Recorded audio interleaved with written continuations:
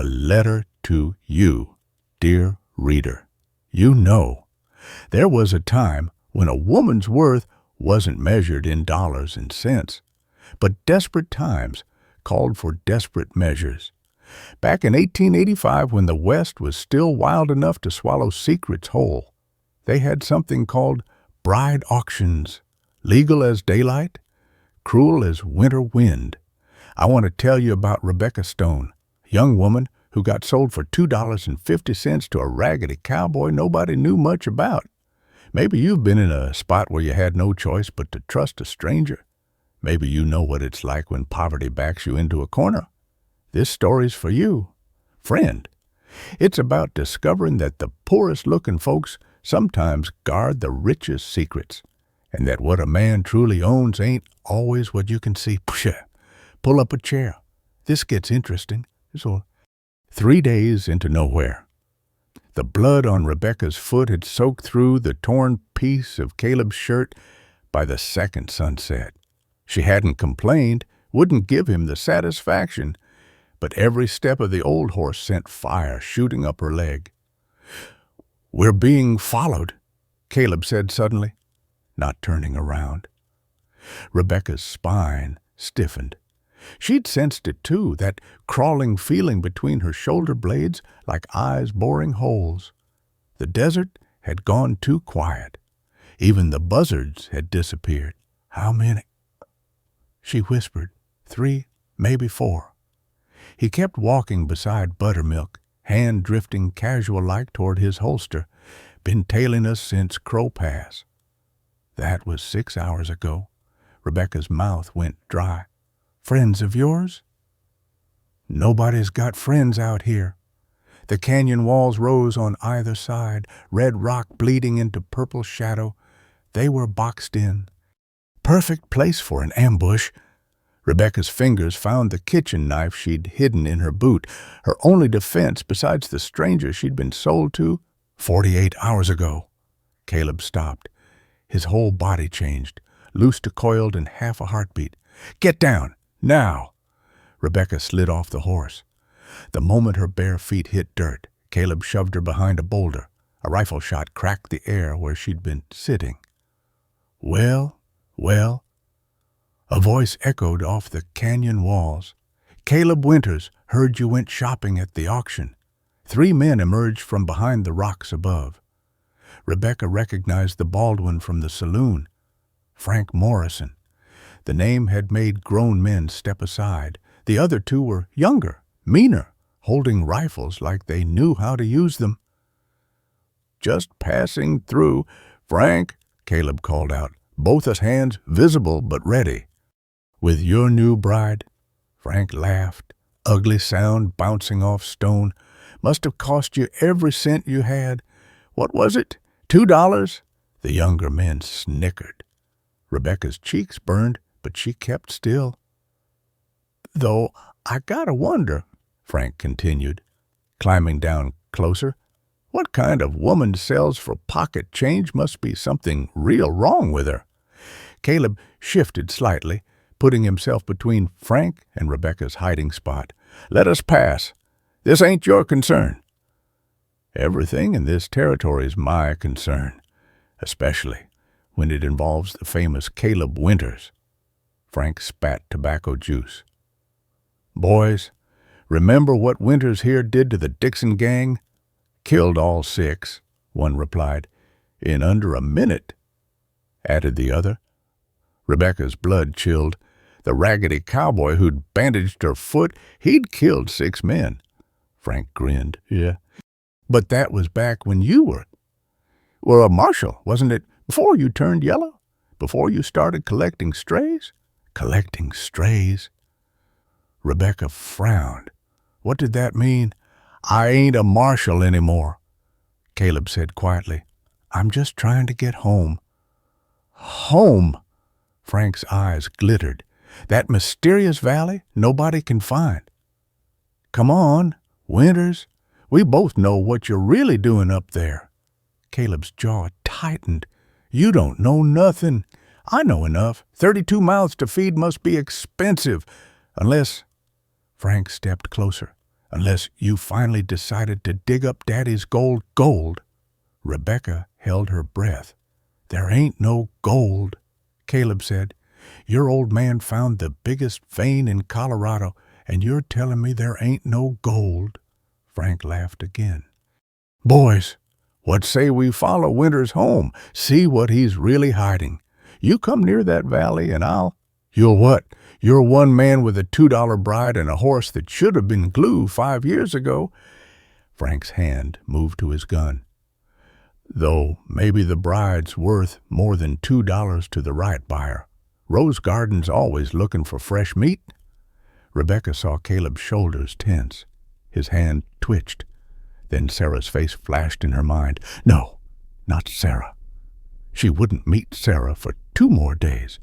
But something whispered through Rebecca's mind like a half-remembered dream. Papa, Papa, don't leave? Frank. A new voice rang out, female, strong. Everyone turned. A woman stood at the canyon's entrance. Mexican, maybe 50, holding a Winchester like she was born with it. Behind her, an elderly black man with a Colt in each hand. Elena, Caleb breathed. You're late, Elena said, never taking her eyes off Frank. The children are worried. Children. The word hung in the air like a challenge. Frank's face darkened. So it's true. You really are running some kind of orphan farm. Stand down, Morrison, the old man said. His voice carried authority that made Rebecca think military. You're outnumbered. Frank barked a laugh. 2 old-timers and a coward, I'll take those odds. Count again, Elena said. Rebecca heard it then. Horses, lots of them, coming fast. Frank's men shifted nervously. Boss. Another time. Winters, Frank snarled. He whistled, sharp. His men scrambled up the rocks. In seconds, they vanished like smoke. Caleb sagged against buttermilk. Elena, what are you doing here? Saving your hide, apparently. She lowered the rifle, eyes finding Rebecca behind the boulder. This the wife? Rebecca stood on shaking legs. The wife, like she was goods, inventory. Rebecca, Caleb said. This is Elena and Sam. They help me with the children. 32 of them, Rebecca said, testing. That Frank mentioned. Elena and Sam exchanged glances. You didn't tell her? Sam asked Caleb. I was going to. When after Morrison murdered you both. Elena shouldered her rifle. Girl needs to know what she's walking into. Know what? Rebecca demanded. Elena studied her. Those dark eyes saw everything. The blood on her foot, the knife in her boot, the way she held herself ready to fight or run. You know what your husband is. Girl, a cowboy who paid $2.50. No. Elena's mouth quirked. He's a fool who thinks he can save every abandoned child in Colorado. And Morrison, he supplies half those children. Rebecca's stomach dropped. Supplies. Parents pay him to make kids disappear. Sometimes he sells them. Sometimes he dumps them. Caleb finds them. Elena's expression softened. 32 so far. Youngest is 5. Oldest is 16. Rebecca looked at Caleb. He wouldn't meet her eyes. You're running an orphanage. It ain't an orphanage, he muttered. It's a hideout, Sam corrected. For kids nobody wants. Kids Morrison would sell, or worse. And Morrison knows where it is. No, Caleb said quickly. Nobody knows. It's hidden. Protected. For now, Elena added. But he's getting closer. That's why we need... She stopped, glanced at Caleb. Need what? Nobody answered. The horses Elena had heard never appeared. Trick of the canyon acoustics, maybe. Or something else. Rebecca couldn't shake the feeling that nothing was what it seemed. We should move, Sam said. Be dark soon. They traveled in tense silence. Elena rode behind Rebecca, rifle across her lap. Sam took point. The canyon gradually widened, opened into scrub desert, then started climbing into pine forest. Just as the last sunlight died, Caleb stopped. "We're here." Rebecca saw nothing but a wall of rock covered in vines. Caleb whistled. 3 short, 2 long. The vines moved. No, the rock moved, swinging inward like a massive door. Behind it, torchlight flickered on a narrow passage barely wide enough for a horse. "Welcome to Hidden Valley," Caleb said. "Try not to scream." "Why would I?" She saw the bones first. Human skulls mounted on stakes, warning signs painted in what looked like blood.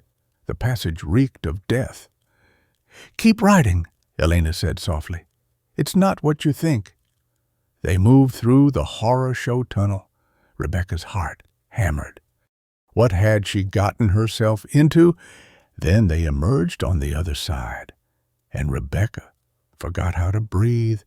Before we continue, please leave a like and subscribe. Let me know which city you're watching from.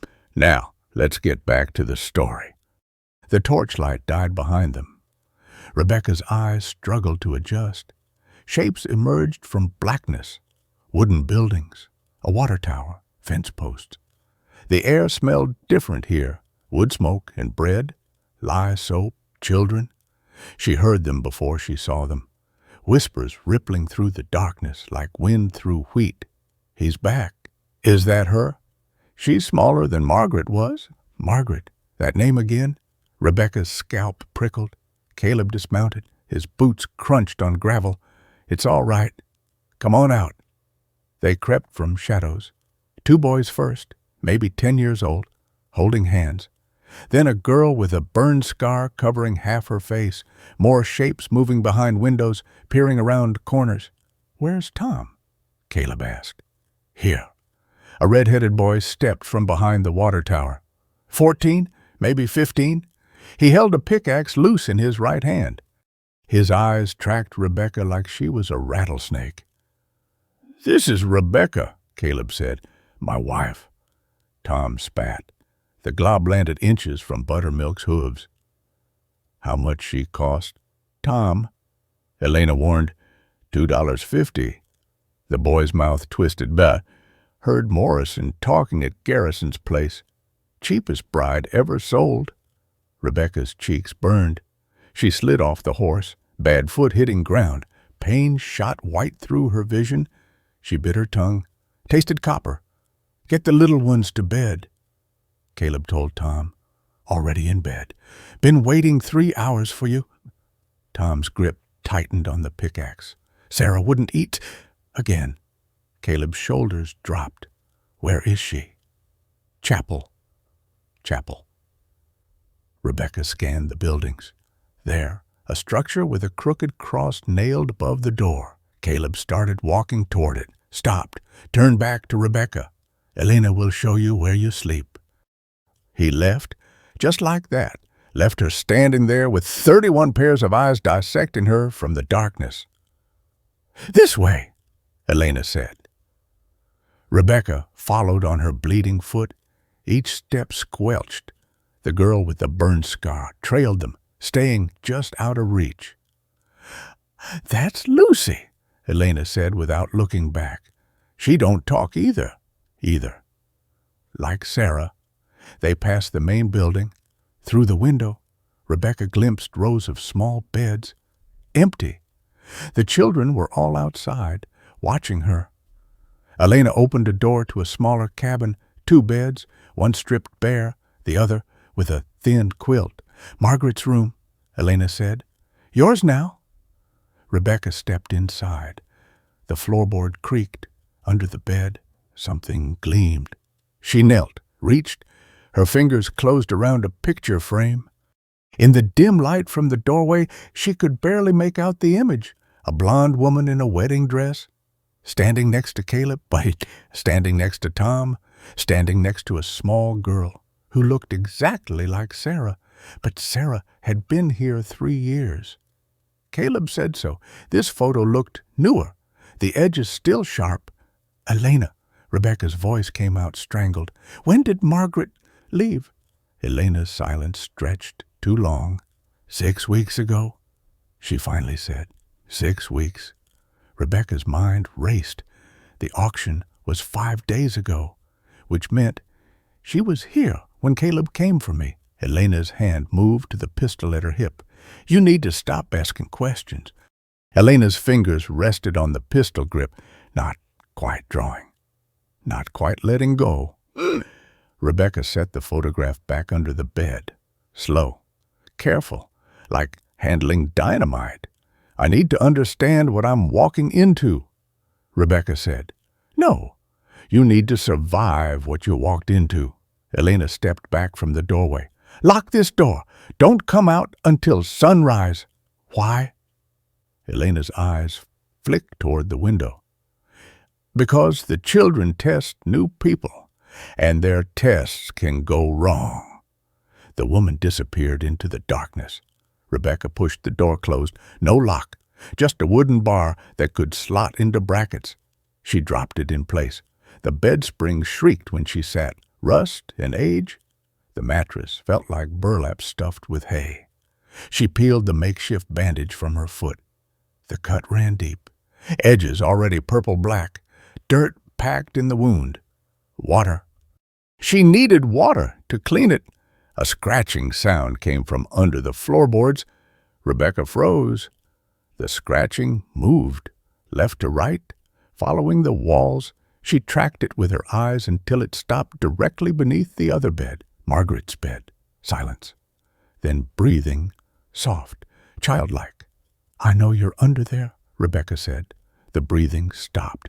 Rebecca lowered herself to the floor, her cheek pressed against rough wood, through the gap between floorboards. And I stared back. Young, maybe 8 or 9. What's your name? The eye blinked, disappeared. Footsteps scurried away beneath the cabin. Rebecca stood. Her foot throbbed. Blood had pooled where she'd been sitting. She needed to clean it before infection set in. Her father had died from infection. Started with a splinter. Ended with him burning alive from fever, skin gone yellow as old paper. She lifted the bar, cracked the door. The valley lay still, too still. No crickets, no hint, just the sound of her own heartbeat. The main building sat 20 feet away. Through its windows, she could see the rows of beds, still empty. Where were the children sleeping? She stepped outside. Gravel bit into her wounded foot. Each step left a dark print. The pump stood beside the main building. Rebecca worked the handle. Nothing. Again, dry squeal of metal. Again. Water spurted brown, then clear. She cupped her hands, drank, iron taste, mountain water. She sat on the pump's concrete base and lifted her foot into the stream. The cold made her gasp. Blood ran pink down the concrete, pooling in cracks. That'll get infected us. Rebecca jerked. Tom stood 3 feet away.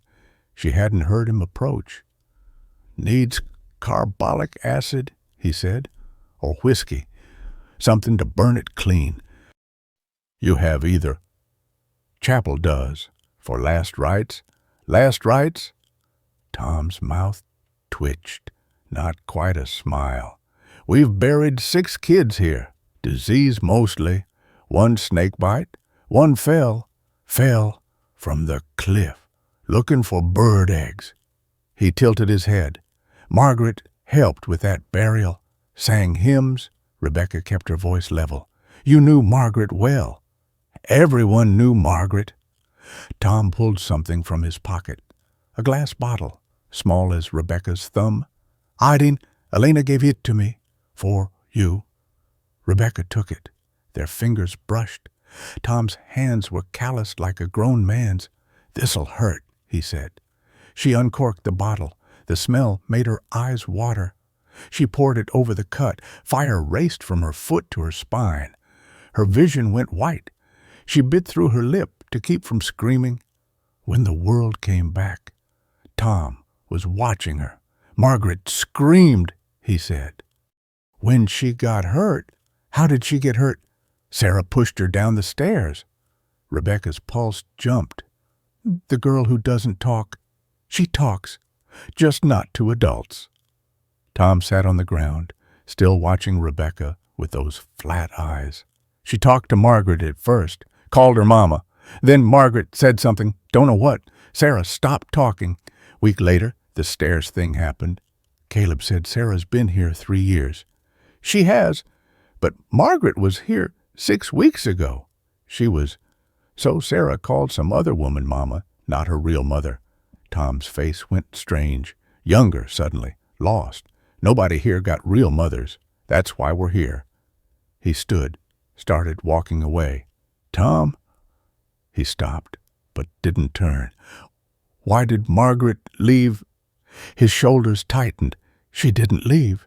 She disappeared. Caleb went looking, came back alone. 3 days later, he went to town, to the auction. Rebecca's stomach clenched. You think something happened to her? Tom turned then. His eyes weren't flat anymore. They burned. I think Caleb needed a replacement. And you were cheap? He vanished into the darkness. Rebecca sat on the concrete base until her foot went numb from cold. The stars above looked wrong. Too many, too bright, like eyes watching from the dark. She stood, tested her weight. The iodine had done its work. Pain, but no fire. The chapel door stood open. She could see candlelight inside. Hear voices, young voices singing. She moved closer. The singing stopped. Caleb emerged from the doorway. Behind him, a small figure. Shah, the girl who didn't talk. Sarah stared at Rebecca. Her face was thin, hollow-cheeked. When had she eaten last? Go to bed, Sarah. Caleb said softly. The girl didn't move. Her eyes stayed locked on Rebecca's face. Sarah! Caleb's voice carried exhaustion. Please! Sarah's mouth opened. No sound came out. She pointed at Rebecca, then at her own chest, then at Rebecca again. I don't understand, Caleb said. Sarah's pointing became frantic.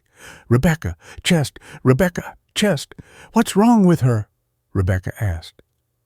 Sarah heard Rebecca's voice and went rigid. Her mouth moved, shaped a word, no sound.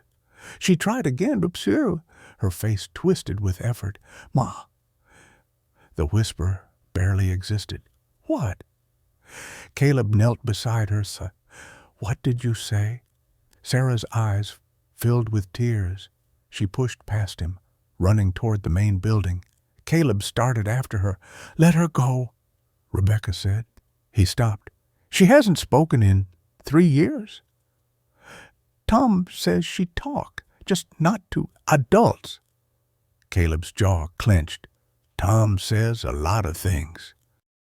Like Margaret disappeared instead of leaving, the temperature dropped 10 degrees, or maybe that was just Caleb's stare. Tom's angry, he said. Margaret was kind to him. Were you kind to her? I tried. Where is she? Caleb. He turned back toward the chapel. I don't know. You went looking for her, Tom said. I know what Tom said. His voice carried warning. Tom doesn't know everything. But you came back without her, then went to the auction. Yes? Why? He stopped in the chapel doorway. Candlelight threw his shadow long across the ground. Because 32 children need a mother, and I need...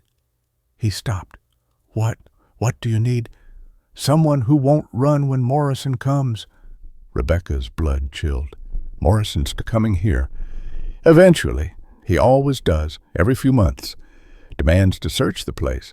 Search for what? His property. Caleb's smile held no warmth. Half these kids he had paper on, legal contracts from their parents, selling rights. That's not legal. Legal enough out here. Sheriff's in his pocket. Judge, too. So you just hide them? No. Caleb stepped into the chapel. I make them disappear. Rebecca followed him inside. The candles illuminated rows of rough wooden pews. At the front, a simple altar, and beside it, graves markers. Dozens of them, small wooden crosses with names. "Oh, these are the children who died," Rebecca asked. "Some of them. Some—" Caleb ran his fingers over one marker. "Lucy Hamilton, aged, died of scarlet fever. Lucy's outside," Rebecca said. "The girl with the burn scar. Different Lucy, but the marker is for Morrison." Caleb turned to face her. "When he comes looking for Lucy Hamilton, age 9, I show him the grave. He crosses her off his list." Rebecca's mind raced. "She's not dead. You faked her death." "I fake a lot of deaths." He gestured to the markers. 23 of these children are still alive. Different names now. Different stories. "And Margaret, did you fake her death too?" Caleb's expression cracked. Just for a second, pain flickered through. "No, Margaret's marker is real." Rebecca's chest tightened. She looked at the crosses. There, newer than the others, the wood still pale, Margaret Winters, beloved wife, no age, no date. "How?" Rebecca whispered. "Sarah," Caleb said. "Sarah killed her." "No." His voice dropped to almost nothing. "Sarah knows how. She saw it happen. Saw what happened." Footsteps pounded outside. Sam burst through the chapel door, both pistols drawn. "Riders!" he gasped. "Coming through the pass. How many?" "Can't tell. But they know the signal. They whistled it." Caleb grabbed the rifle mounted on the wall. "Get the children to the cave. Already moving them." Sam looked at Rebecca. "Her too?" "No." Caleb checked the rifle's load. "She stays with me." "Caleb, she needs to see this. Needs to understand." Sam nodded, disappeared. Caleb blew out the candles. Darkness swallowed them. He grabbed Rebecca's wrist, pulled her behind the altar. "Whatever happens," he whispered against her ear, "don't make a sound." "Who's coming?" "The person who killed Margaret." Through the chapel window, Rebecca saw torches approaching. 5, 10, more, leading them. A figure on a black horse, a woman. She rode into the valley like she owned it. Blonde hair streaming behind her. Blue dress that belonged in a Denver parlor. Not on horseback. Tom emerged from the main building, alone. The woman dismounted, walked straight to him, cupped his face in her hands. "Hello, son," she said. Tom didn't pull away. "Hello, Margaret." Rebecca's knees ground against the chapel floor. Through the gap between altar and wall, she watched Margaret stroke Tom's hair. The boy leaned into her touch like a starved dog. "You're taller," Margaret said. "It's been 6 weeks." "Feels longer." Her fingers traced his jaw. "They feeding you enough?" "Same as always." "And the new one," Margaret's voice carried amusement. "The auction bride." Tom's eyes flicked toward the chapel. Rebecca held her breath. "She's nothing." Tom said, "Nothing." Margaret laughed. The sound bounced off the valley walls. "Caleb doesn't buy nothing. Show me." "She's sleeping." "Tom." Margaret's hand tightened on his face. "Don't lie to Mama." The word made Rebecca's stomach twist. But Margaret couldn't be Tom's mother. The boy was 14. Margaret looked maybe 25. Caleb's hand pressed against Rebecca's back. "Stay down." "Stay quiet." "She's in the chapel," Tom said. Margaret released him. "With Caleb?" "Yeah." "How predictable." She turned to the men behind her. "Wait here." She walked toward the chapel.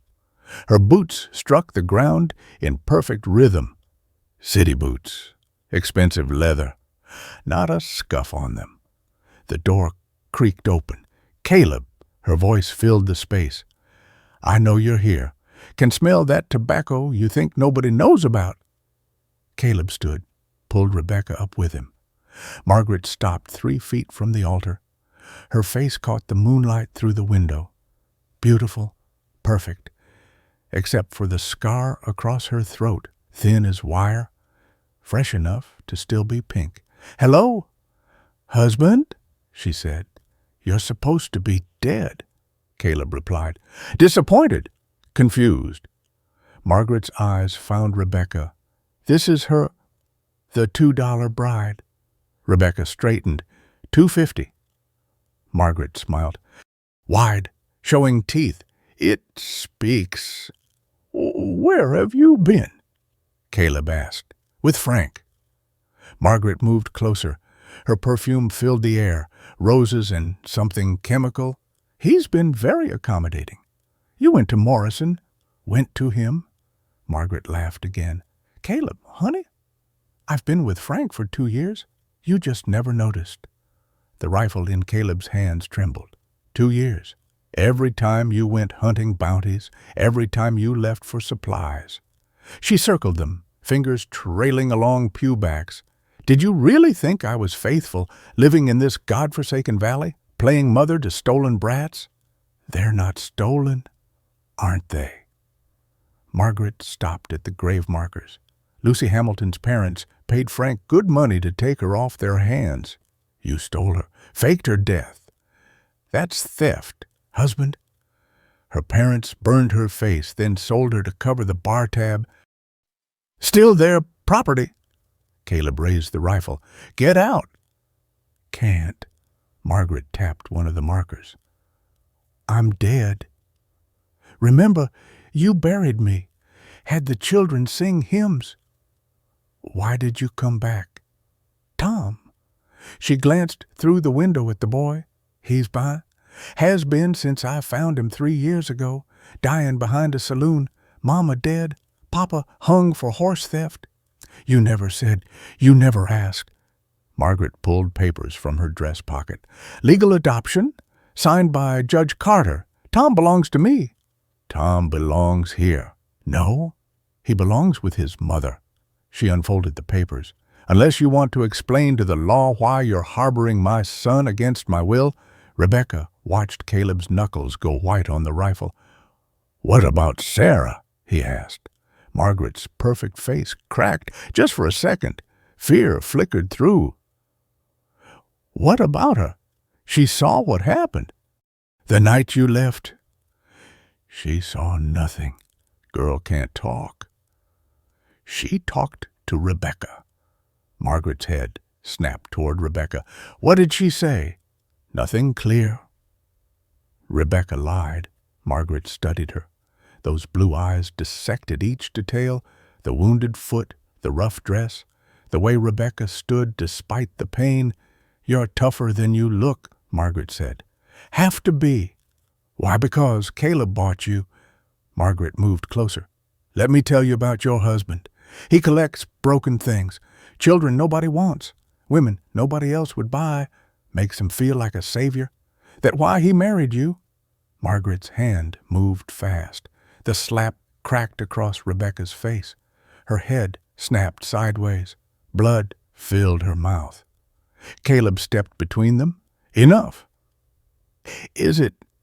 Margaret pressed against his back. "I could take them all. You know, every child here. Frank has papers on half. I have Tom. The others would come willingly. They love me." "They're terrified of you." "Same thing." "Really?" Margaret pulled back. "Here's my offer. I take Tom. Frank forgets this place exists. Everyone lives.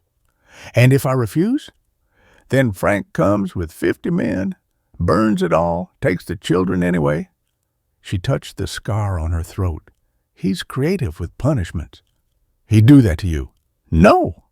Margaret's smile returned. "Sarah did." Rebecca's blood turned to ice. "Little brat came at me with a kitchen knife," Margaret continued. "Would have killed me if Tom hadn't pulled her off.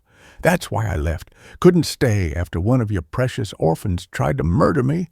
"You're lying." "Ask Tom." Caleb looked through the window. Tom stood alone in the yard, shoulders hunched. "Why would Sarah attack you?" Caleb asked. "Because I told her the truth." "What truth?" Margaret pulled another paper from her dress. Handed it over. Caleb read. His face went gray. "What is it? Rebecca asked. He passed her the paper. Her hands shook as she read. Bill of sale. One female child. Age approximately 3. Dark hair. Mute. Price paid $15. Seller F. Morrison. Buyer M. Winters. You bought Sarah, Rebecca breathed. From Frank, Margaret confirmed. 3 years ago. Before I married Caleb, she was payment for a debt. You bought a child. Frank was going to kill her. Mother died owing him money. I saved her life, then gave her to Caleb. I gave her a home. Margaret's voice hardened, but she found the paper that night in my drawer, came at me screaming, "You're not my mama," and swinging that knife. Caleb sank onto the nearest pew. You never told me you knew Frank before. You never told me you were hunting him. Guess we both kept secrets. Does Frank know Sarah's here? No. Thinks she died with her mother? Margaret checked a pocket watch.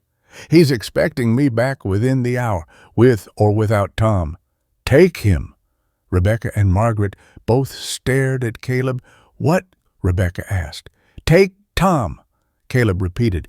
If that keeps Frank away, take him. Caleb, Rebecca started. It's his mother. Legal adoption. I can't fight that. Margaret's triumph filled the chapel.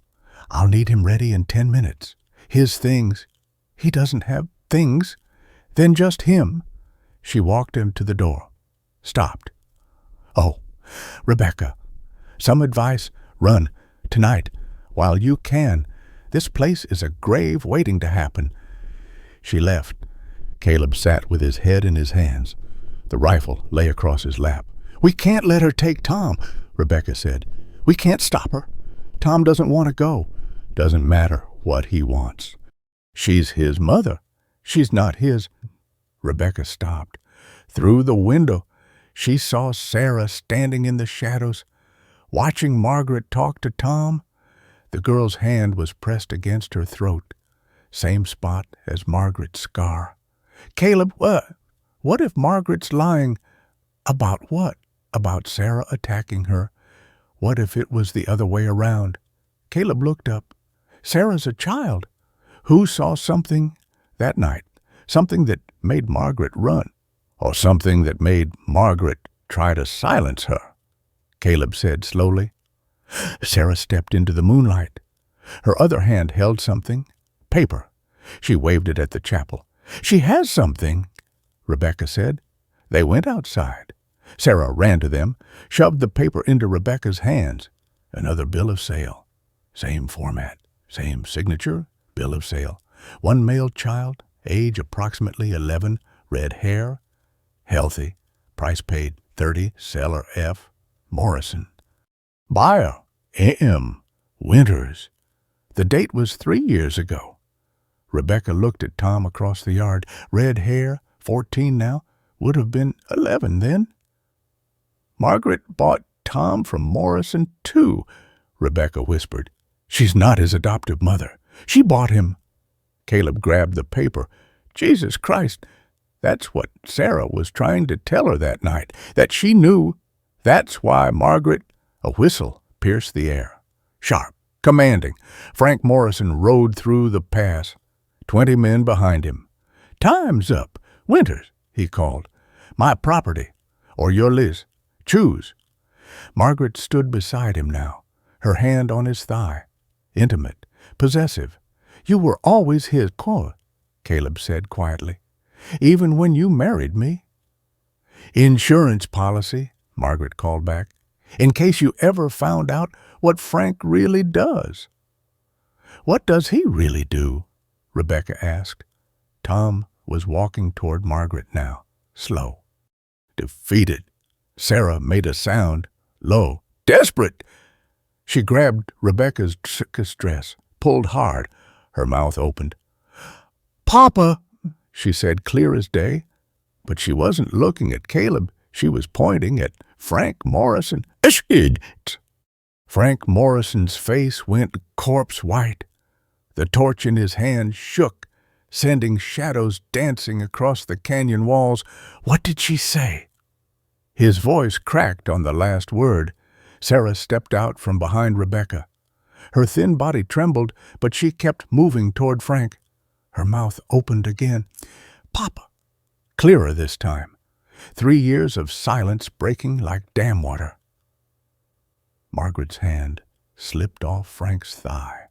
"That's not possible." "Sarah!" Frank dismounted. His boots hit the ground hard. Dust rose around him. "Jenny's girl." Sarah nodded. Frank's men shifted on their horses. Leather creaked. Metal clinked. The one nearest whispered, "Boss, shut up." Frank walked forward. 3 steps. Stopped. His hand went to the gun at his hip, then away, then back. "You're dead. Your mother said you died." "Jenny's dead," Caleb said. "Has been for 3 years." "No." Frank's jaw worked. "She left. Took the baby. Said she was going back east. She bled out behind a saloon in Durango." Sarah watched. Frank pulled his gun, aimed at Caleb. "You're lying." Sarah moved between them, reached into her dress pocket, pulled out a piece of cloth, faded calico, brown stains across it. "That's Jenny's," Frank whispered. "Her favorite dress." Sarah held it out to him, her hand steady now. Frank holstered his gun, took the cloth, pressed it to his face. His shoulders shook once, twice, then nothing. "How?" he asked. "Your man Pike," Caleb said, "beat Jenny to death over a poker debt. Sarah hid under the floorboards, watched it all." Frank's head snapped up. "Pike said Jenny ran off." "Pike lied." Frank turned to his men. "Where's Pike?" "Dead," one answered. "You shot him last winter for lying about the Evans job." Frank laughed. Ugly sound, like breaking glass. "I shot him for the wrong lie." "Frank!" Margaret's voice carried warning. "This doesn't change anything." "Doesn't it?" Frank looked at Sarah. "You've been here all this time." Sarah nodded. "Who hurt your throat? Why can't you talk?" Sarah pointed at Margaret. Margaret went rigid. "The brat's lying." "She can't lie," Frank said. "Can't even speak, except—" He looked at Sarah. "You called me Papa. You remember me." Sarah's face crumpled. Tears ran down her cheeks. She nodded. Frank dropped to his knees, arms open. "Come here, baby girl." Sarah ran, slammed into his chest. Frank's arms closed around her, and he lifted her off the ground. She buried her face in his neck. "Frank, for Christ's sake," Margaret snapped. "She's merchandise. You sold her yourself." Frank's head turned slow. His eyes were different now, empty. "What did you say? You sold her to me?" $15. Margaret pulled out the bill of sale. "Your signature." Frank set Sarah down gentle. Stood, walked to Margaret. "That paper's from before Jenny died," he said. So I sold a living child." His voice dropped. "Not an orphan. My daughter. To you. You didn't know she was—" Frank's hand wrapped around Margaret's throat. "Where the scar was. You knew. You knew she was mine when you bought her." Margaret clawed at his fingers. "Frank, Jenny had black hair. I got black hair." He squeezed. "Sarah got red hair, like my mother. You knew the second you saw her. I saved her." Margaret gasped. "You would have sold her to worse. I would have raised her." Frank released Margaret. She dropped, gasping. "If I'd known Jenny was dead, I would have raised her." Tom had been standing frozen. Now he moved, helped Margaret up. "We're leaving," Margaret wheezed. "Tom, come on." "No." Frank's voice cut through the night. "Nobody leaves." His men dismounted, spread out, surrounding the valley. "What are you doing?" Margaret asked. "Thinking." Frank looked at the buildings, the chapel, the children watching from windows. "Winters, you took my daughter, raised her, fed her. She was dying when I found her. But you found her. Frank's hand went to his gun again. Drew it. Checked the cylinder. Here's the problem. I got 20 men who think I'm here for merchandise. They expect payment. Take Margaret's money, Caleb said. Margaret's broke. Spent it all on pretty dresses in Denver hotels. Frank looked at Tom. Boy's worth something, though. Strong. Healthy. No! Margaret stepped forward. Frank backhanded her. She hit the ground hard. Blood ran from her nose. Tom's mine. Margaret pat through red teeth. Tom's nobody's. Frank studied the boy. You got his papers. Margaret pulled them from her dress. Adoption papers, bill of sale. Frank read both. These are contradictory, he said. Adoption says you found him. Bill says you bought him. Which is it? Margaret said nothing. Frank lit a match, held it to the papers. They curled black, fell to ash. No more papers. Boy can choose? He looked at Tom. Stay or go. Tom looked at Margaret on the ground, at Caleb standing with Rebecca, at Sarah in Frank's shadow. I stay, he said. Margaret screamed, lunged at Tom. Frank caught her hair, yanked her back. Changed my mind, Frank said. You're the merchandise now. Frank, please. He hit her again. She went limp. Load her up, he told his men. She'll bring good money at Rose Garden. 2 men dragged Margaret to a horse. She stirred, bemoaned. They tied her hands to the saddle horn. Boss, one of his men said. What about the children, the ones we got papers on? Frank looked at Sarah. She'd moved back to Rebecca, clutching her dress. What children? Frank asked. The orphans, the stolen kids. I don't see any stolen kids. Frank mounted his horse. I see a bunch of dead kids. Scarlet fever. Very tragic. Burned the bodies. Nothing left to collect. His men exchanged glances. Problem? Frank asked. No, sir. Good. Frank looked at Caleb. We're square now. My daughter for yours. But if I hear you're interfering with my business again, you won't. Frank nodded. Started to ride out. Stopped. Sarah. She looked up at him. Your mother played piano. Did you know that? Sarah shook her head. Beautiful music. Made grown men cry. He touched his chest. She played right here, Denver Palace, before I brought her west, before everything went bad. Sarah's mouth moved. No sound came. What? Frank leaned down. She tried again. A whisper. Song. Amazing Grace. Every Sunday. His voice broke. Sang it while she played. Sarah hummed. Soft. Broken. The melody rough but recognizable. Frank's eyes closed. Yeah, like that. He straightened. Looked at Caleb. Take care of her. I will. Frank rode out. His men followed. Margaret's unconscious body bounced on the saddle as they disappeared into the pass. The valley went quiet. Tom sank to his knees, sobbed. Great heaving sounds. Elena emerged from the main building, Sam behind her, both carrying rifles. Well, Elena said, that went better than expected. You were watching, Rebecca asked. Had 40 rifles trained on them. Sam gestured to the buildings, windows open, children with guns, some as young as 10. Elena taught them. Former revolutionary, he added. Fought with Juarez. And Sam was Buffalo Soldier, Elena said. 10th Cavalry. Rebecca looked at the armed children, at Tom crying in the dirt, at Sarah humming her mother's song.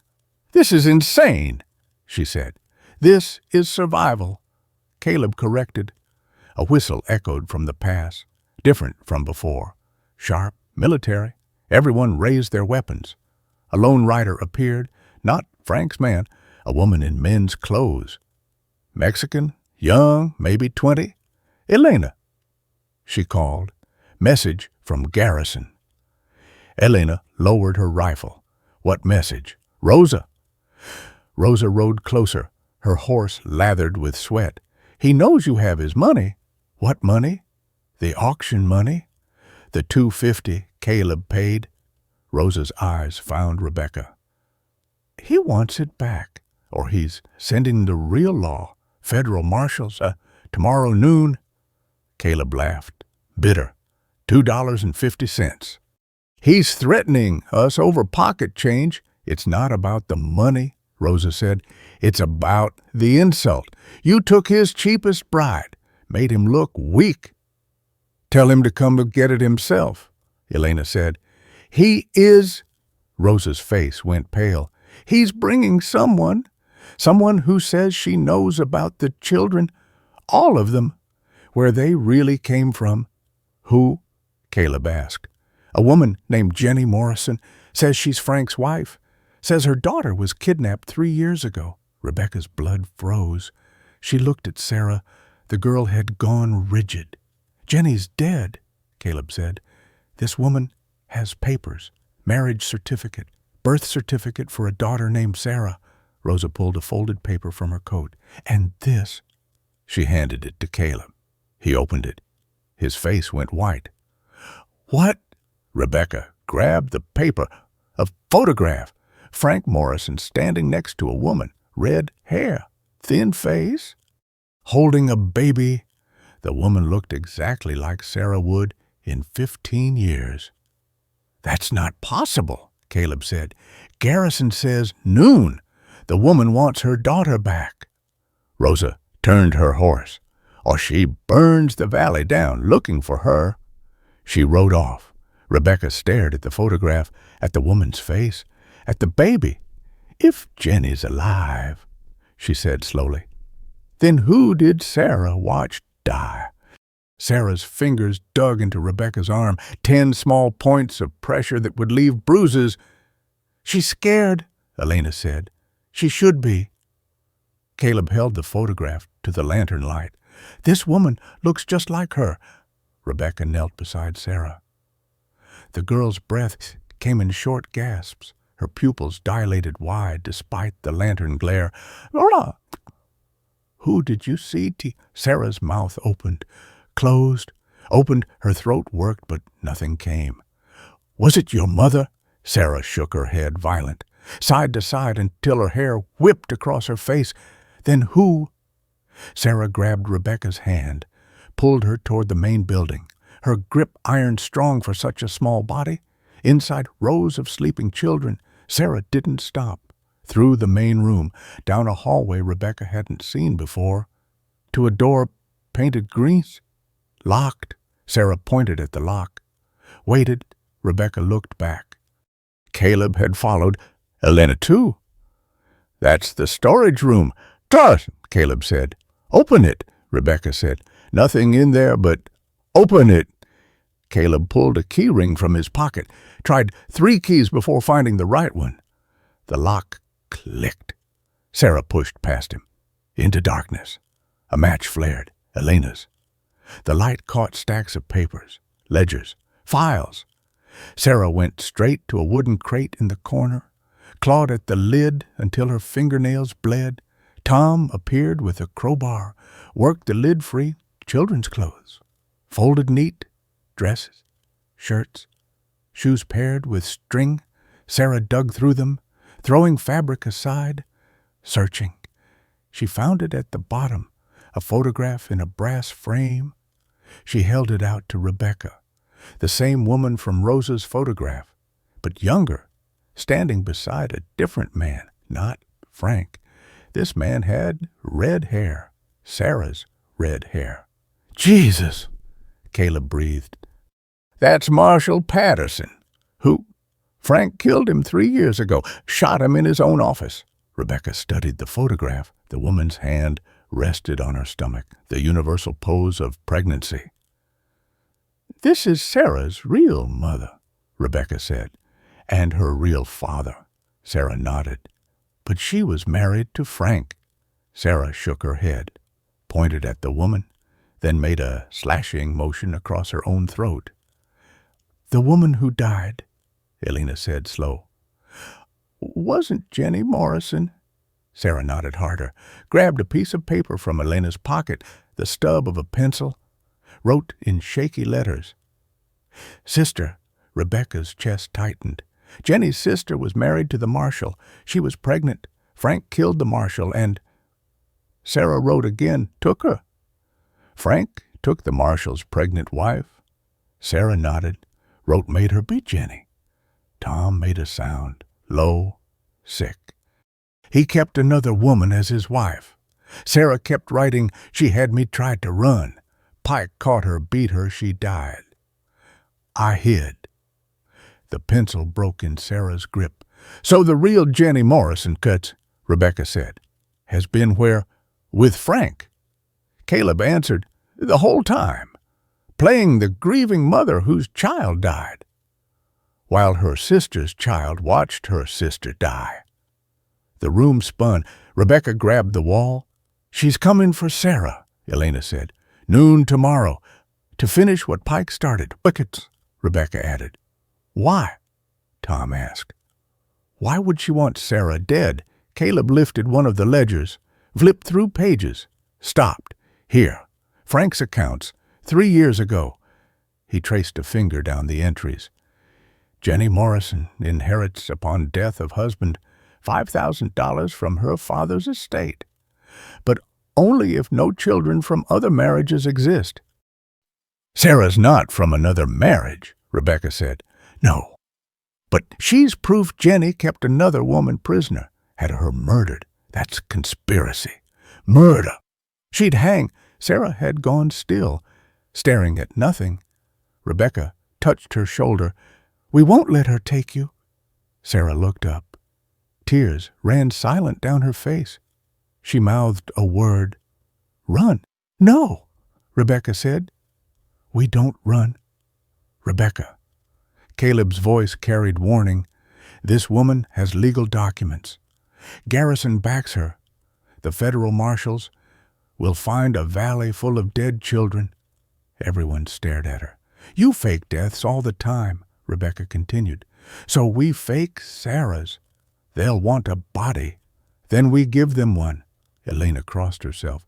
You're talking about killing someone. No. Rebecca pulled Sarah close. I'm talking about using what we have. Which is, Rebecca smiled, cold. Margaret. Tom's head snapped up. She's gone. Frank took her. Frank took her to Rose Garden. It's 6 hours' ride. He won't sell her until tomorrow. Too late. Too tired. Rebecca looked at Caleb. You could get there and back before dawn. You want me to buy Margaret back. I want you to bring her here. Let Jenny Morrison find her body. Red hair, right age, close enough in the dark. You're talking about murdering Margaret, Elena said flat. I'm talking about letting Jenny do it herself. Silence filled the storage room.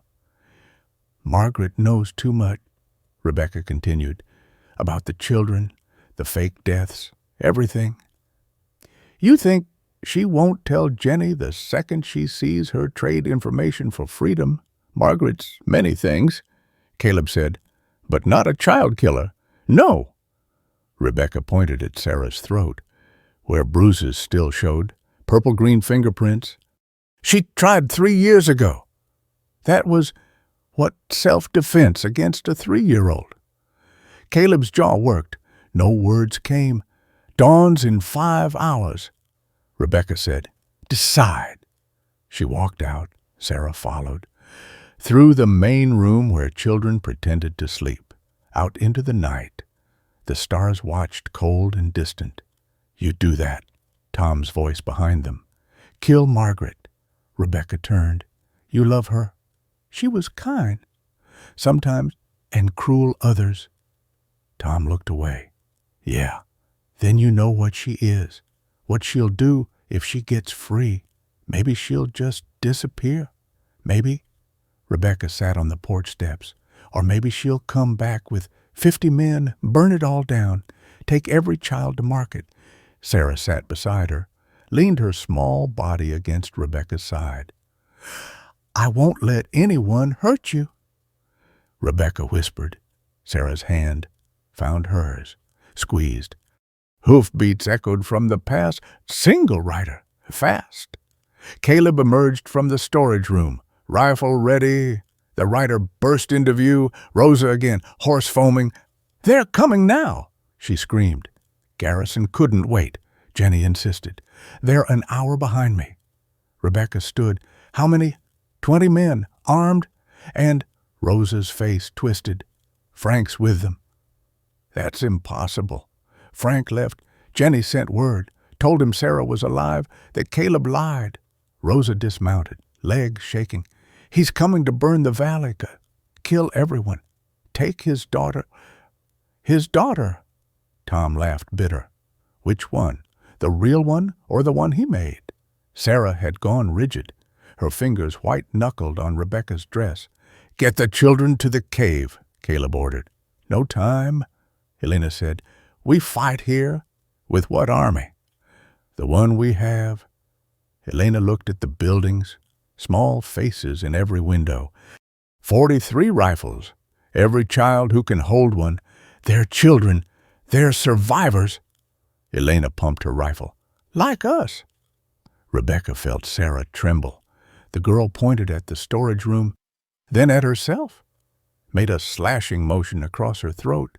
"You want us to fake your death now?" Rebecca asked. Sarah nodded, pointed at the photograph of Jenny, then at herself again, drew her finger across her throat slower. "Deliberate," Rebecca understood.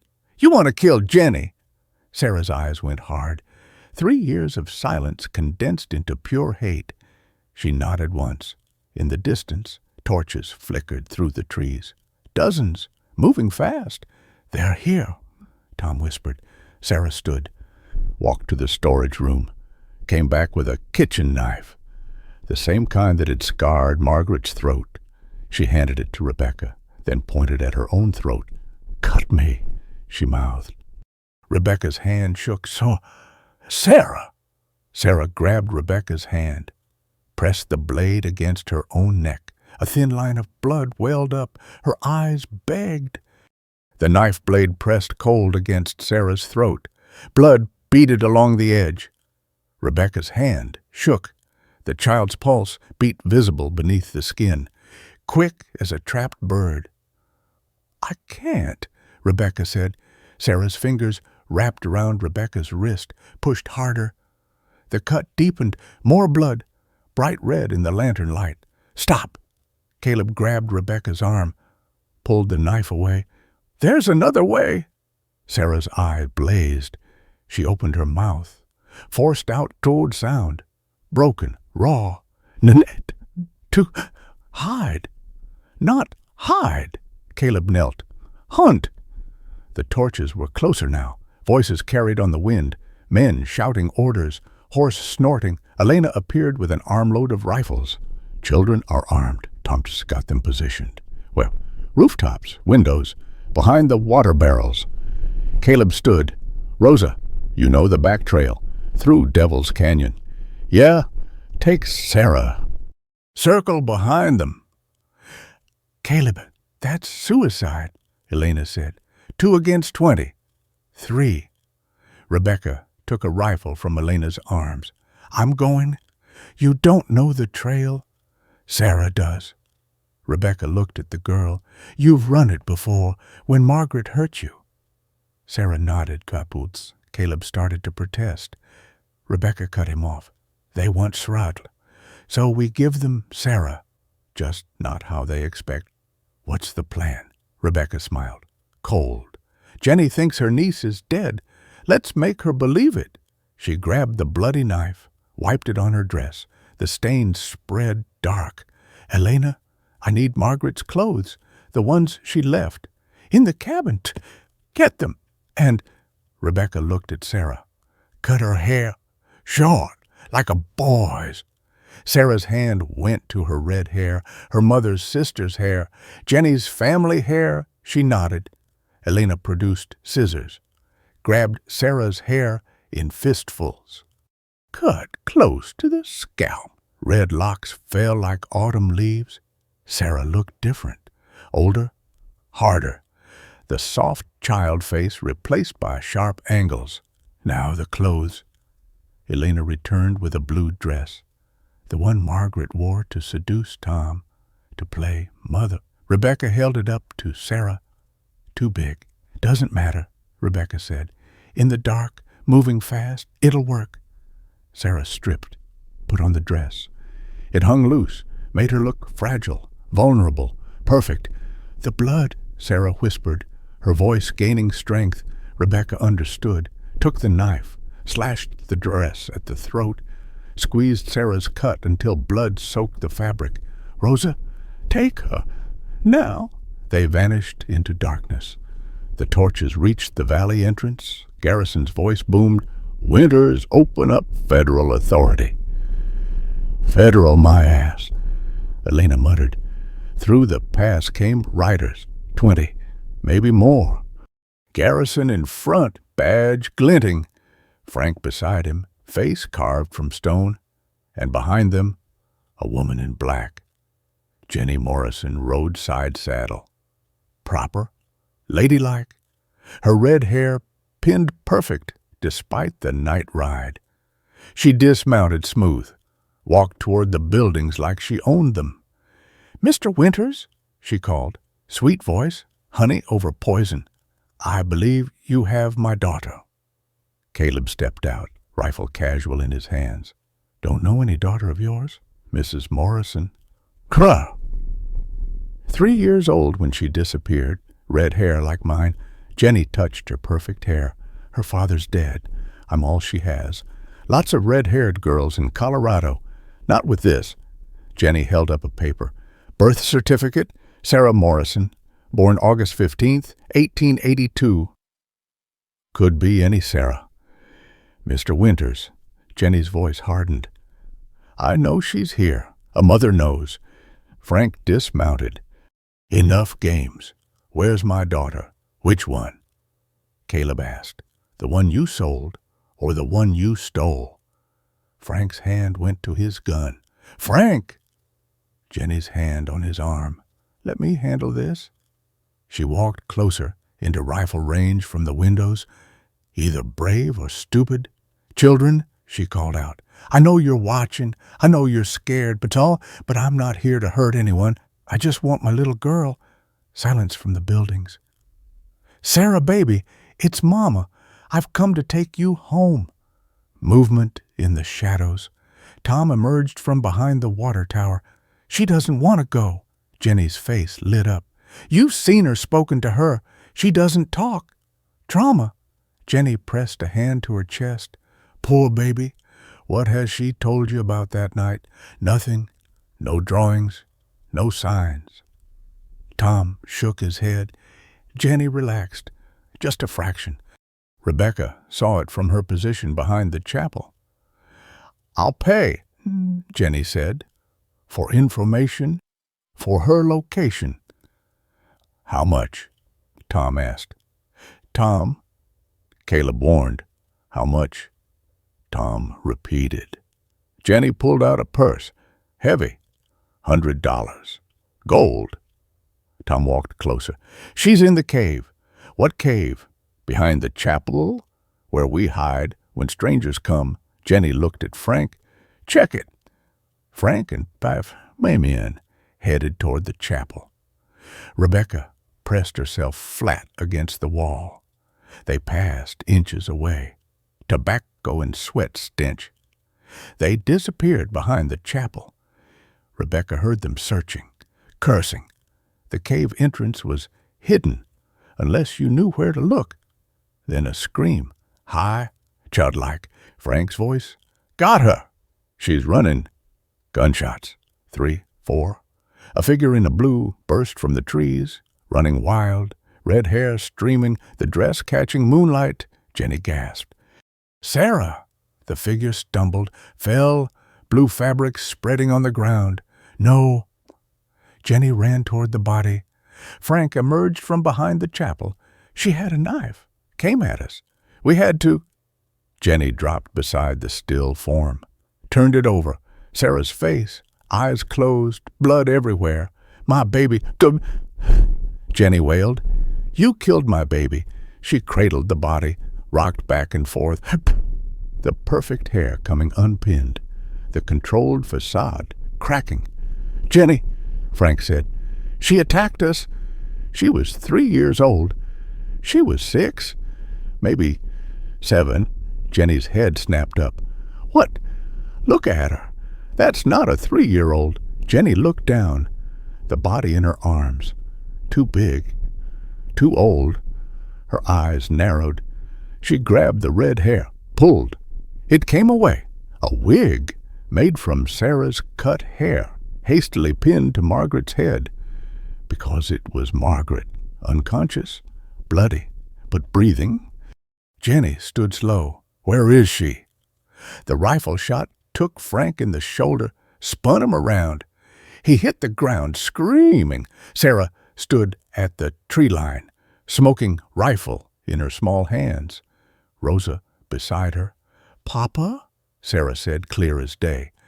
But she wasn't looking at Frank. She was looking at the photograph in her other hand. Marshall Patterson, her real father. You killed him, she said to Jenny. You and Frank killed my papa, killed my mama. Jenny went white. Your mama was my sister. I tried to save her. Liar. Sarah's voice grew stronger with each word. You kept her prisoner, made her pretend. When she ran, you sent Pike. That's not... I watched. Sarah set down the rifle, pulled out the piece of bloody calico, watched her die, calling for you, thinking you'd save her. Sarah, baby. Not your baby. Sarah picked up the rifle again. Never was. She aimed at Jenny. Garrison drew his pistol. Drop it, girl. Windows exploded with rifle barrels. 43 weapons trained on Garrison and his men. Children's voices rang out. Drop your guns. Now. We'll shoot. 10-year-olds with steady hands. Teenagers with eyes like stone. Tom at the water tower with a buffalo rifle that could punch through 3 men. Garrison looked at the armed children, at Frank bleeding out, at Jenny frozen between Sarah's rifle and 43 others. Federal marshals will come, he said. You can't kill us all. Don't need to. Caleb stepped forward. Just need to kill you. Movement everywhere. Children emerging from hiding spots. More rifles, pistols, a few with just kitchen knives and rage. Lucy, with the burned face, stood on the roof. You sold me, 4 years old, to a man who burned me for crying. Another girl, maybe 12. You took me from my mother, said she was dead. She wasn't. Tom, you bought me, sold me, like cattle, one by one. They spoke. Each child, each story. The real truth of Garrison's bride auctions, of Frank's child trade, of Jenny's murders. Jenny backed toward her horse. This is insane. They're lying. Am I? Sarah pulled another paper from her pocket. Marriage certificate, Martha Patterson to William Patterson, my real parents. Jenny lunged for the paper. Sarah stepped back, let her fall in the dirt. You can't prove anything. Jenny gasped. Don't need to. Sarah looked at Rebecca. She will. Rebecca stepped out from behind the chapel, in her hands, a leather journal. Margaret kept records, Rebecca said. Everything, including how you paid her to buy Sarah, to make her disappear. Jenny's face went gray. Margaret's dead. Frank sold her. No. Margaret's voice, weak but clear. She pushed herself up on one elbow. Blood ran from her scalp where Rosa had hit her. I'm right here, and I'm done being anybody's pawn. She looked at Frank, still writhing, still bleeding. Jenny came to me 3 years ago, said she needed a child gone. Her sister's bastard. She called her. Margaret spit blood. Paid me $50 to buy the girl from you. Said she'd pay $50 more when the girl died. Frank's eyes found Jenny. You said she was dead, our daughter. You said she died with her mother. She did. Jenny stood, brushed dirt from her black dress. Sarah Morrison died 3 years ago. This thing is nobody. Property. Escaped merchandise. Sarah raised the rifle. Rebecca saw her finger tighten on the trigger. The rifle barrel shook in Sarah's hands. Her finger whitened on the trigger. Quarter pound of pressure from changing everything. "Sarah?" Rebecca's voice, soft. "Not yet." The child's breath came in stutters, chest heaving under the oversized dress. Margaret's blood still wet on the fabric. Jenny smiled. "See, she's damaged, violent, needs to be put down like a rabbit." Frank's hand closed around Jenny's ankle. Yanked hard, she hit the ground face first. Dirt and blood filled her mouth.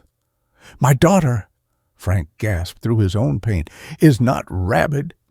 He dragged himself up, shoulder pumping red, left arm useless. But his right hand found his gun. "Frank!" Jenny spit dirt. "You're confused. The blood loss." "Shut up!" He pressed the barrel against her temple. "Sarah, come here." Sarah didn't move. "Please?" The child walked forward, stopped just out of reach. The rifle still trained on Jenny. Frank studied her face, the sharp bones, the determined jaw. "You got your mama's eyes. Your real mama, Martha." Sarah's rifle lowered an inch. "I didn't know," Frank continued. "About Martha, about you. Jenny told me." He swayed, caught himself, told me lots of things. "You killed my papa." "Yes, no excuses, no justification, just fact." "Why?" Frank's eyes went to Jenny. "She said he was corrupt, taking bribes, said he had to die for justice." Jenny laughed, harsh. "You believed that I loved you? You loved my money." Jenny tried to sit up. Frank's gun kept her down. "My father's shipping fortune, which I could only inherit if no other heirs existed," Rebecca finished. "Like your sister's child." Jenny's perfect composure cracked. "That little bastard would have gotten everything. Papa changed his will when Martha got pregnant, everything to the grandchild." "So you had Martha's husband killed," Caleb said. "Made Martha your prisoner." "I gave her shelter, protected her reputation after her husband's disgrace." "You kept her locked up," Sarah said. Her voice stronger now, made her write letters, saying she was traveling, saying she was happy. "How would you know?" Jenny snapped. "You were a baby." "She told me every night while you were with Frank." Sarah's eyes never left Jenny's face. "Told me my real name, Elizabeth Patterson. Told me about Pop, how he sang." Frank's gun hand trembled. "Martha's dead." 3 years, Sarah said. "Pike beat her. You were gone. Business in Denver." "I was buying guns." Frank's voice went hollow. "For a job Jenny planned." Garrison shifted. 20 rifles swung toward him. "Nobody moves," Tom called from the water tower. "Nobody breathes without permission." The sheriff raised his hands higher. "This is between them, not my business." "Everything in this valley is our business," Elena said. She'd moved behind Garrison's men. Sam flanked their other side. "You made it our business when you sold children. Legal sales. Parents' rights." "Parents who beat their children don't got rights," Lucy said from the roof. Her burned face caught moonlight. "Parents who sell their children don't got rights. The law says your law." Rebecca stepped forward, Margaret's journal in hand. "Not ours." She opened the journal, read June 5th. Garrison brings 3 children, 2 boys, 1 girl, ages 8, 6, 4.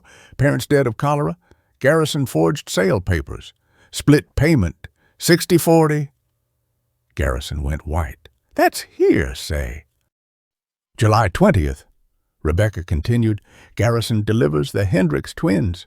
Parents very much alive in Colorado Springs. Told them children died in fire. Garrison burned their barn to sell story. Lies. "Your handwriting's in here, too." Rebecca showed a page. "Signing for payments." One of Garrison's men lowered his weapon. "Boss, the Hendricks twins, I knew their folks." "Shut up, Carter. They mourned those boys for 2 years. Mrs. Hendricks went mad from grief. More weapons lowered. August 3rd, Rebecca read on. Jenny Morrison pays $100 for disposal of Sarah Morrison. Extra $50 for proof of death. Frank's gun pressed harder against Jenny's temple. You paid to kill her. She was supposed to disappear, so Margaret botched it. I saved her, Margaret said from the ground. She'd pushed herself to sitting, one hand pressed against her bleeding scalp. Brought her here instead, breaking our deal. Your deal was murder. Jenny's laugh came bitter, rich words from you. How many children have you sold, Margaret? Too many. Margaret looked at Tom, including ones I shouldn't have. Tom's hands tightened on his rifle. Margaret continued, but I never killed one, never could. That's why I brought them here. Caleb never knew I was the supplier. Caleb's face went stone. What? You thought you were rescuing random children, but I picked them, brought them to places you'd find them. Margaret wiped blood from her eyes. My way of balancing the books. You sold them then, saved them. The ones I could, she looked at Sarah. Couldn't save them all. Jenny wouldn't let me. Jenny wasn't your only client, Rebecca said, still reading. Frank Morrison. 20 children over 3 years. Frank's whole body shook now, blood loss making him pale. 20? You never questioned where they went. Jenny handled the business side. Jenny handled everything. Rebecca closed the journal. While you played the monster, did the killing, took the blame. I am a monster. No. Sarah moved closer to him. You're a fool. Frank laughed, wet, painful. Smart girl. His gun hand wavered. Jenny saw it, rolled away, fast. Came up with a derringer from her boot. 2 shots. Close range. Frank fell backward, new holes in his chest. Jenny won toward Sarah. Sarah didn't move, didn't flinch. 6 years old, staring down death. Rebecca threw the journal, hit Jenny's wrist. The derringer went wide, sparked off stone. 43 rifles fired at once. The sound split the world, echo rolling through the valley like thunder. When the smoke cleared, Jenny stood untouched. Every shot had gone into the ground around her, a perfect circle of destruction. Next time, Tom called. We don't miss. Jenny looked at the armed children, at Frank dying in the dirt, at Sarah standing over him. You're all insane. No. Sarah knelt beside Frank. We're free. Frank's eyes found her. Elizabeth. That was her name for me. You can use Sarah. Sarah. Blood bubbled on his lips. Your mama, Martha, she played piano too. I know. Amazing Grace, like I said. No. Sarah took his hand. That was Jenny's song. Mama played Rock of Ages. Frank smiled, real this time. Yeah, she did. His breathing went shallow, stopped, started, stopped. Sarah closed his eyes. Jenny backed toward the horse. I'm leaving. This is over. No. Garrison found his spine. You hired me. We have a contract. Contract's void if the merchandise is dead. She's not dead. She is to me. Jenny reached her horse. Sarah Morrison died 3 years ago. Bill of sale proves it. This girl is nobody. She mounted, looked down at them all. You want to keep playing orphanage, fine. But federal marshals are still coming. Noon tomorrow. They'll find 43 armed children who just threatened a sheriff. She smiled, cold. How you think that ends? Rebecca felt the children's fear ripple through the air. They'd won this battle, but actually, a new voice called out. The marshals came early. Everyone turned. 3 men stood at the valley entrance, long coats, badges gleaming. The one in front, older, weathered, held a telegram. Marshal Davies, he said. Got your word about child trafficking. Figured we'd investigate. Jenny's face went white. Marshal, these children just defended themselves against armed intruders. We watched the whole thing. Davies walked forward. Interesting show. You saw everything, including you confessing to conspiracy, murder, and child trafficking." He pulled out shackles. "Jennifer Morrison, you're under arrest. You can't prove anything. It's their word against Margaret Winters." Davies looked at Margaret. "Ma'am, you willing to testify?" Margaret stood, swayed. Tom caught her arm, steadied her. "Every word," she said. "No." Jenny tried to spur her horse. A rifle shot. Her horse's bridle exploded. The animal reared. Jenny hit the ground hard. Sarah lowered the smoking rifle. "Nobody leaves." Davies cuffed Jenny, turned to Garrison. "Sheriff, you're relieved of duty. Pending investigation." Garrison's men stepped away from him, fast, making their position clear. "Marshal Davies," Rebecca said. "How did you know to come?" Davies pulled out a letter. "Got this 2 weeks ago from someone named Sarah. Said children were being sold. Drew a map." Sarah's eyes went wide. "You wrote to them?" Caleb asked. Sarah shook her head, pointed at Tom. Tom's face flushed. "She told me what to write. In science, took us 6 months to get it right. You've been planning this for 6 months, since Margaret hurt her." Tom looked at Margaret. "I wanted to believe you were good. But when you hurt Sarah, I never meant." "You did. You always did. Because she knew what you were." Margaret's legs gave out. She sat hard in the dirt. "I'm sorry. Doesn't matter now." Tom looked at Marshal Davies. "We got more evidence. Papers. Bills of sale. We'll need it all." Jenny struggled against the shackles. "You're making a mistake. These aren't even real children. They're nobody. Property." Davies backhanded her. Casual. Professional. "Ma'am, you got the right to shut up. Suggest you use it." He looked at the armed children, at Rebecca, at Caleb.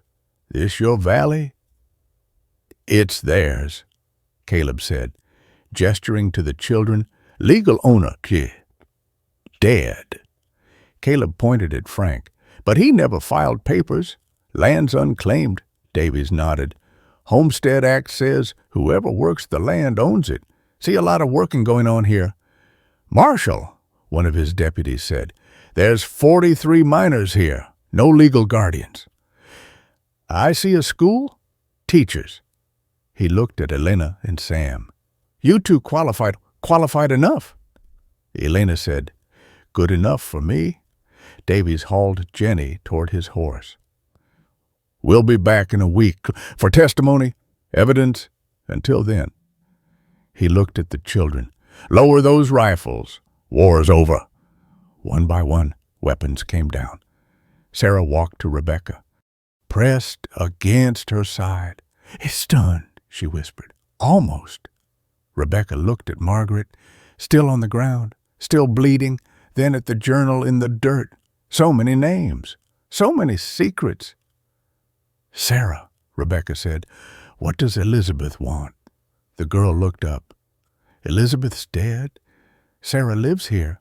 And what does Sarah want?" Sarah picked up the journal, walked to the nearest torch, held the book over the flame. "Sarah wants to forget." She dropped it. Pages caught instant. Names disappearing, crimes erased, the past turning to smoke. But as the leather cover curled, something fell out. Another photograph. Sarah grabbed it before it burned, stared at the image. Her face went white. She held it up to Rebecca. A woman, blonde, pretty, standing next to Marshall Patterson, standing next to Frank Morrison, all three smiling. And in the woman's arms, 2 babies, both with red hair. Rebecca took the photograph. The edge had burned, still hot. 2 babies, same size, same red hair, same pointed chin. "Twins," she said. Sarah's breath came in sharp pulls. Her fingers dug into Rebecca's dress. Marshal Davies had Jenny on his horse. He stopped. "What's that?" Rebecca held up the photograph. Evidence. Davies wrote all back, took it. His face changed. Mrs. Morrison. Who's the second child? Jenny's mouth stayed shut. Davies dismounted, held the photograph an inch from her face. 2 babies? Both yours. I only had 1 child. This says different. Photos lie. Margaret pushed herself up. Swayed. Tom steadied her. Jenny had twins, Margaret said. Told everyone the second died at birth.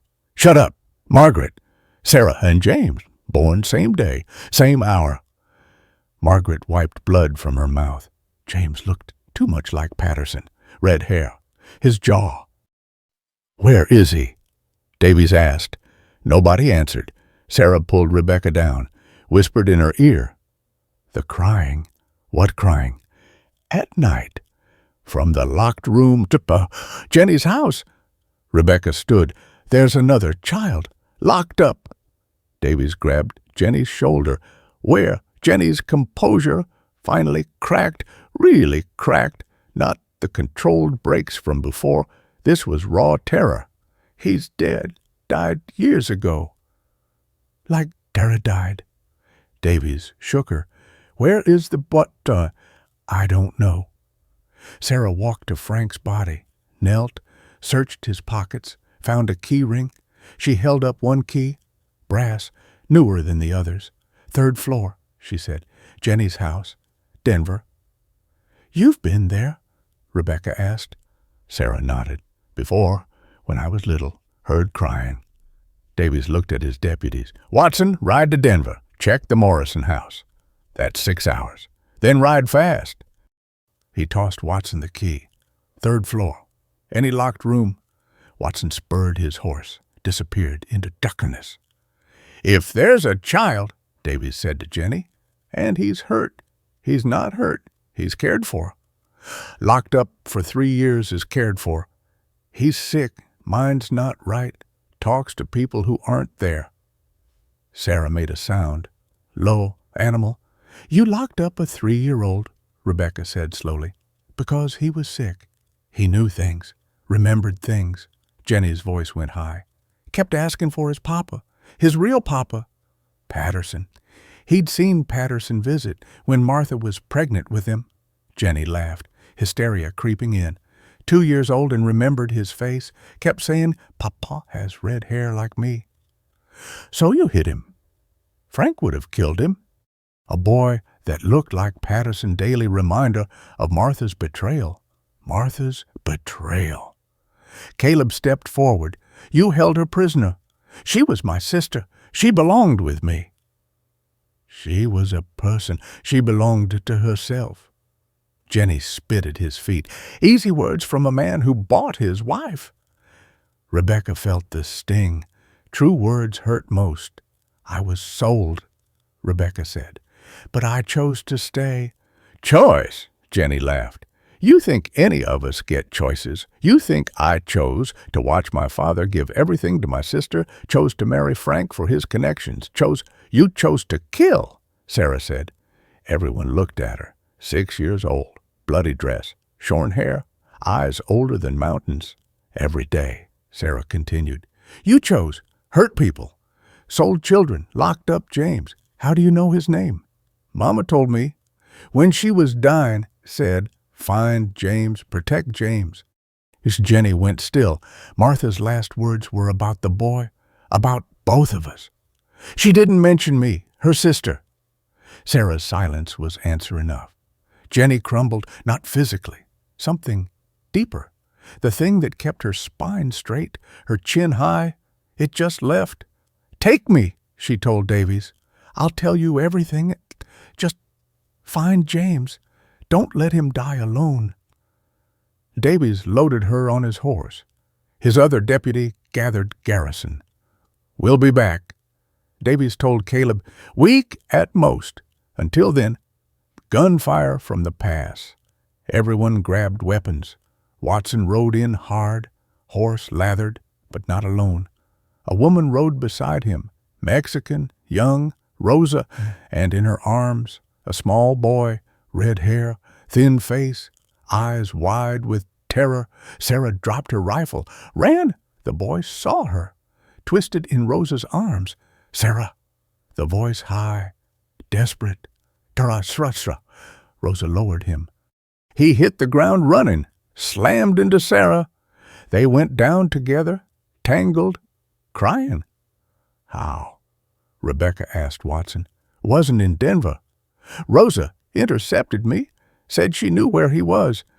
Rosa dismounted. Garrison's wife. She had him. Private arrangement with Jenny. Mrs. Garrison. Rebecca looked at Rosa, the preacher's wife. Couldn't have children. Jenny promised her a baby. Been keeping James 2 years. Where? Root cellar. Under their barn. Rosa's face was stone. She told everyone he was touched. Dangerous. Kept him chained. Rebecca's stomach turned. James and Sarah held each other. The boy whispered constant. "Found you, found you, found you." Sarah whispered back. "Safe now, safe now, safe now." They looked so alike. Same sharp features, same determined jaw, same eyes that had seen too much. Jenny watched from Davy's horse. "He remembers her." "Twins remember," Elena said. She'd been quiet, now stepped forward. "My brothers were twins, separated at 2, found each other at 20, knew instantly, 3 years apart," Rebecca said. "How did he survive?" "Mrs. Garrison fed him, kept him clean, alive." Rosa's voice went flat. "Nothing more." "Where is Mrs. Garrison?" "Running? Took a horse? Headed east?" "Let her run," Davy said. "We'll find her." He looked at the twins, still clutched together, still whispering. "They got family?" he asked. "They got us," Rebecca said. "That's not legal." "Then make it legal." Rebecca walked to Davies. "You see what legal did to them? What legal allowed? Can't just hand over children. You can if they're orphans, parents dead, no relatives. Jenny's alive. Jenny Morrison never had children. Says so right on the bill of sale. These children don't exist." Hippo Davies looked at Jenny. "That true? You deny these children?" Jenny's mouth opened, closed. She looked at the twins, at their joined hands, their matched breathing. "I never had children," she said. Davies nodded. "Then they're orphans. Valley's problem." He spurred his horse. Deputies and prisoners followed. "Marshal," Caleb called, "what about the other children, the ones sold over the years?" Davies stopped. "What children? I see a school. Nothing more." "They disappeared into darkness." Silence settled. "Then I'm hungry," James said. Everyone laughed. Tension breaking like fever. Elena scooped him up. "Come. We'll find food. Sarah too. Sarah too." Sarah wouldn't let go of his hand. They walked together, stumbling. James weak from confinement. Margaret still sat in the dirt. "I should go too." "Go where?" Tom asked. "Away, anywhere." She looked at the blood on her hands. "I can't stay. You testified. Jenny finds out you're alive." "She won't. I'll disappear. Done it before." Tom knelt beside her. "You saved children, brought them here. I sold them first, but saved them after." Margaret touched his face. "Not all of them. Not enough. Enough for us." She stood, slow, painful. "I need to leave." "Then go," Rebecca said. Everyone looked at her. "Go," Rebecca repeated. "But know this, you leave, you're dead, really dead this time. No coming back." Margaret understood. A grave like the others. Margaret Winters died of fever, buried at dawn. And the woman who leaves, nobody, different name, different life. Rebecca stepped closer. "But if that woman ever hurts another child," "She won't." Margaret looked at the valley, the buildings, the children watching from windows. "She'll remember this, remember what almost was." She walked to her horse, no possessions, nothing but clothes and blood and memory. Tom called out, "The woman who leaves. Does she have a name?" Margaret stopped, turned. "Martha. She'll be Martha, for the one who couldn't escape." She rode into darkness. Tom stood alone, lost. Rebecca touched his shoulder. "She did love you, in her way." Wrong way, only way she knew. Dawn was coming, pink touching the eastern peaks. The children emerged from buildings, gathered in the yard. 43 who'd fought. 2 more found, Lucy with her burned face, Tom with his red hair, Kirk and James, still joined at the hands, all looking at Rebecca and Caleb. "What now?" someone asked. Caleb seemed to shrink. "We rebuild," Rebecca said. "Rebuild what?" She looked at the valley, the hidden place that had sheltered them. "Home," she said. "We rebuild home." Sarah tugged her dress, pointed at the chapel, at the grave markers, some real, some false, all necessary. "But first," Rebecca said, "we bury the dead." They spent the morning digging, one grave for Frank, another marked for Margaret. Sarah and James stood at Frank's grave. The man who'd been their father, who'd been their mother's killer, who'd died reaching for truth. "Should say something," James whispered. "Like what?" "Don't know. Mrs. Garrison made me pray every day for forgiveness." "Forgiveness for what?" "Being born wrong." Sarah's hand tightened on his. "Not wrong. Never wrong." "Then what?" Sarah looked at Rebecca, at the woman who'd been bought for $2.50, who'd chosen to stay. "Born free," Sarah said. They filled the graves, no prayers, no hymns, just earth returning to earth. By noon, the federal marshal's deadline, they were done. The children scattered to tasks, cooking, cleaning, tending animals that had been neglected during the fight. Rebecca found Caleb in the storage room, burning papers. "Bills of sale," he said. "All of them." She helped feed the fire, each paper a child, each child now free. "I'm sorry," Caleb said, "for buying you, for bringing you into this." "I'm not." He looked at her, really looked, past the blood and dirt and exhaustion. "Why?" Rebecca thought of her father's cottage, the 17 cents, the desperation. "Because I was dying there, slowly, day by day." She touched her stomach, flat now, but not for long. "Here, things grow." Caleb's eyes were widened. "You're maybe too early to know, but possible. After last night, anything's possible." He kissed her, tasted like smoke and coffee and promise. Sarah's voice interrupted. "Rebecca." They ran outside. The children had gathered, all 45, in a circle, Sarah and James in the center. "What's happening?" Rebecca asked. "Choosing," Tom said. "Choosing what?" "Names. Real names. Not the ones given, not the ones sold under. New ones." One by one, they spoke. Lucy became Faith. Tom stayed Tom. "It's mine now." Others chose names of heroes, saints, seasons, whatever felt right. Sarah and James looked at each other, Elizabeth and James Patterson. Sarah said, "Those were our first names." "But," Rebecca prompted, "but we're not those babies, not anymore." "Then who are you?" Sarah smiled. First real smile Rebecca had seen. "Sarah and James Winters." "If that's—" She looked at Caleb. "If that's allowed." Caleb knelt, more than allowed. "But we're not—" "You are if you want to be." The twins looked at each other. That silent communication twins have. "Yes," they said together. And in that hidden valley, as the sun peeked overhead, 45 children who'd been property became family. Rebecca felt something inside her. Maybe imagination, maybe hope, maybe new life. $2.50, price of a bride, cost of a chance, value of freedom.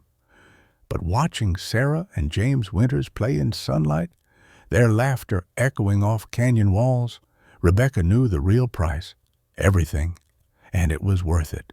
Almost because Tom was staring at the pass, where Margaret had vanished, where Jenny had been taken, where a lone rider now appeared, connecting hearts. Listen, I need to tell you something about Rebecca and those children. Maybe you've been sold, too, not at an auction, but by circumstances that stripped your choices away. Maybe you've had to trust someone you barely knew because the alternative was worse. Maybe you've found yourself protecting people who weren't yours to protect, but became yours through choosing. This story isn't about the Old West. It's about right now. About every person who's been valued at less than their worth. About every child who's been failed by the very systems meant to protect them. About discovering that what someone truly owns isn't measured in dollars or deeds, but in the trust of those who have nothing left to give. Author's note: this story is a work of fiction inspired by Western frontier narratives, created solely for entertainment purposes. It does not condone, encourage, or promote any form of violence, human trafficking, or harmful behavior toward children or adults. All characters, events, locations, and circumstances are products of the author's imagination. Any resemblance to actual persons, living or dead, or actual events is purely coincidental. The historical setting reflects a dramatized past and should not be interpreted as endorsement of the practices depicted